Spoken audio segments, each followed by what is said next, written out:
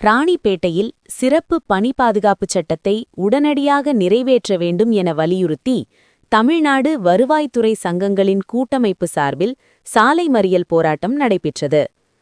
தமிழக அரசிடம் 9 அம்ச கோரிக்கைகளை முன்வைத்து கடந்த 8 நாட்களாக தொடர் வேலை நிறுத்தம் மற்றும் மாவட்ட தலைநகரங்களில் காத்திருப்பு போராட்டம் நடத்தி வரும் வருவாய்த்துறை சங்கங்களின் கூட்டமைப்பு 9வது நாளாகவும் தங்கள் போராட்டத்தை தீவிரப்படுத்தினர். முத்துக்கடை பேருந்து நிறுத்தம் அருகே திரண்ட கூட்டமைப்பினர் கண்டன கோஷங்களை எழுப்பியவாறு ஆர்ப்பாட்டத்தில் ஈடுபட்டனர்.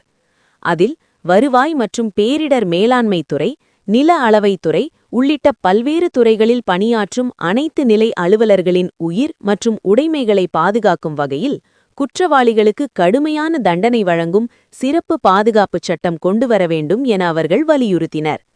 மேலும் மேம்படுத்தப்பட்ட ஊதியம் மற்றும் தனி ஊதியம் தொடர்ந்து வழங்க வேண்டும், கிராம உதவியாளர்களுக்கு காலமுறை ஊதியம் வழங்க வேண்டும் மற்றும் தமிழ்நாடு உறுதியளிக்கப்பட்ட ஓய்வூதிய திட்டத்தில் அரசு ஊழியர்களிடம் பிடித்தம் செய்யப்படும் 10% பங்களிப்பை ரத்து செய்ய வேண்டும் உள்ளிட்ட 9 அம்ச கோரிக்கைகள் முன்வைக்கப்பட்டன.